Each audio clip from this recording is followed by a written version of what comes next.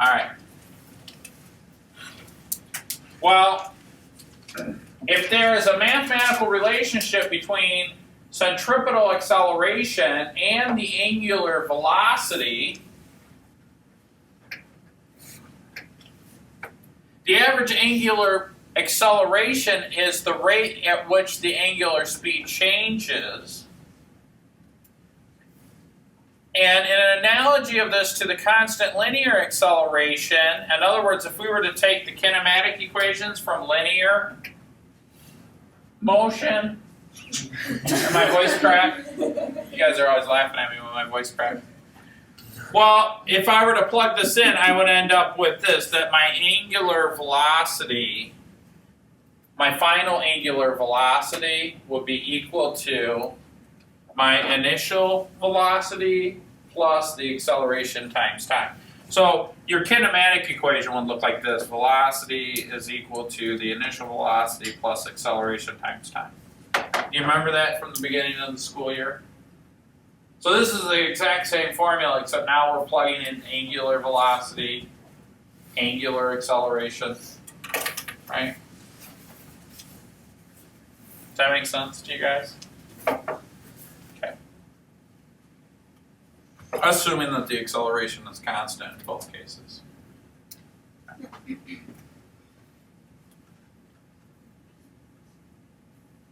And so, if we try to finish the rest of the kinematic equations in that same path, I mean, we could derive all of them kind of in a similar fashion. But if the angular speed is changing, the linear speed must be changing as well.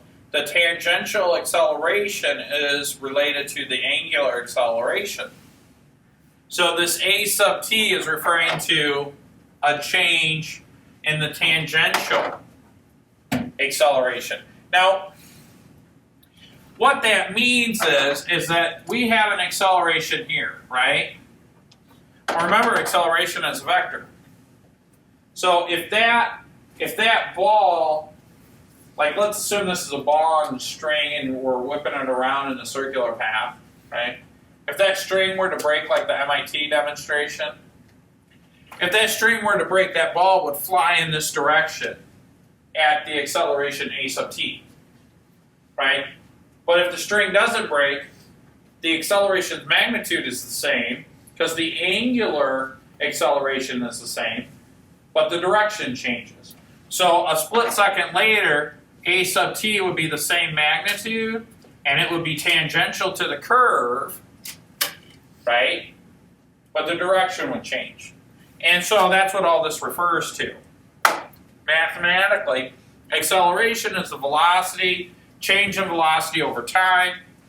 Well, we said that tangential velocity, right, is equal to the radius of the circle times the angular velocity, right? And that's still over delta t. Well, the radius doesn't change, does it? No, the radius doesn't change. The only thing that changes is the angular velocity. And technically, the magnitude of the velocity doesn't change. What changes? The direction. But it's still of the angular speed. Or angular velocity, I guess is the more technical term I should say. Well, if that's the case, then, well, wait a minute. What is this? The acceleration, right? Does that make sense? So we have an angular acceleration, and it's like 3 or 4 different ways that we can make these calculations. And that's just like, you know, so what does all that mean conceptually? Well, if I take,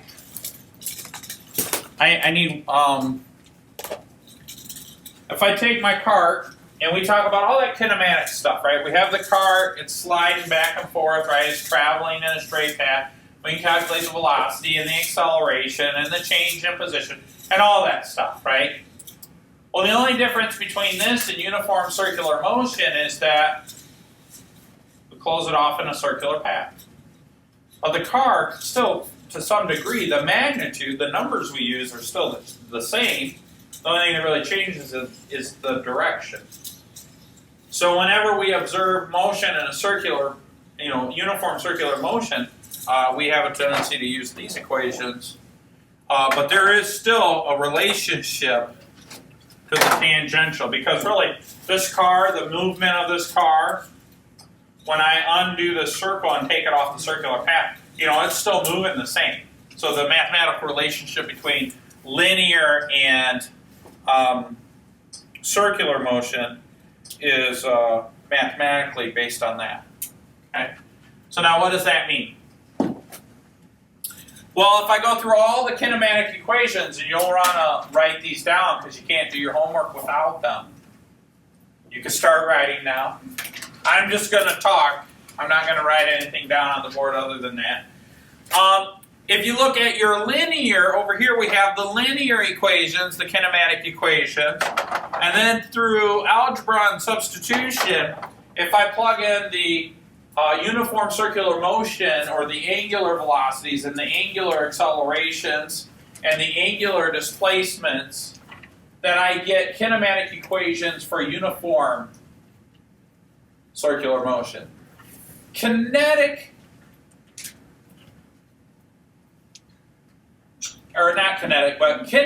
equations are all based on constant acceleration.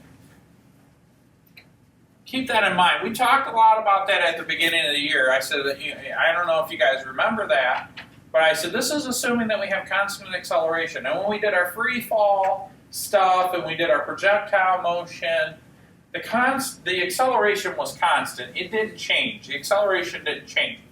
The reason for that is you need calculus to make those calculations if the acceleration changed. And we're just trying, we're taking baby steps, right?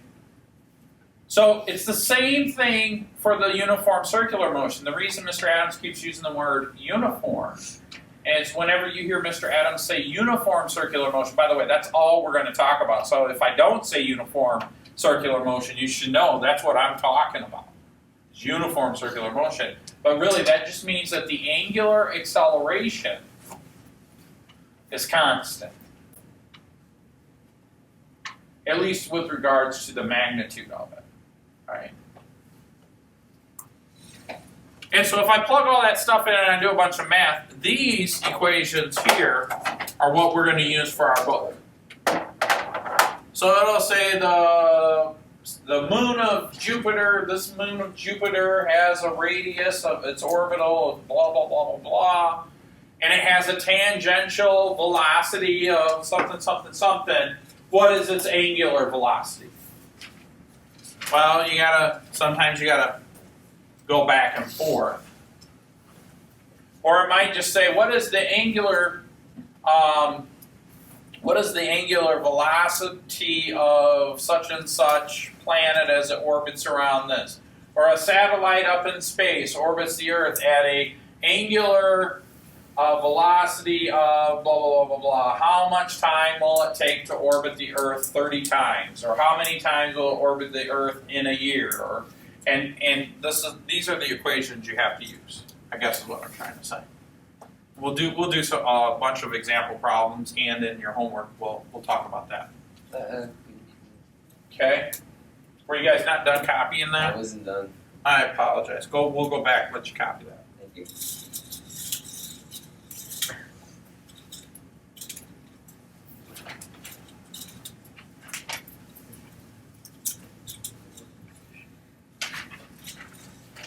Now, one thing I will tell you while we're waiting for that for the copying to be done, and I just want to highlight this or mention this, is that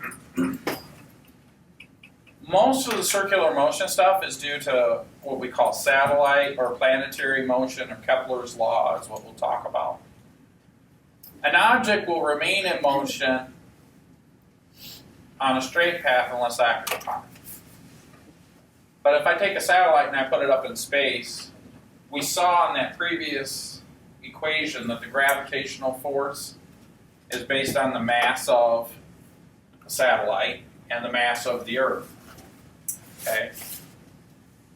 That doesn't change because their distance shouldn't change, because what engineers do is they put that thing, they give it a tangential speed or velocity that kind of, for the most part, maintains the diameter. I mean, it gets closer and closer to Earth a little bit every second. But their goal is that they do the math in such a way that it stays up there for quite some time. Right? And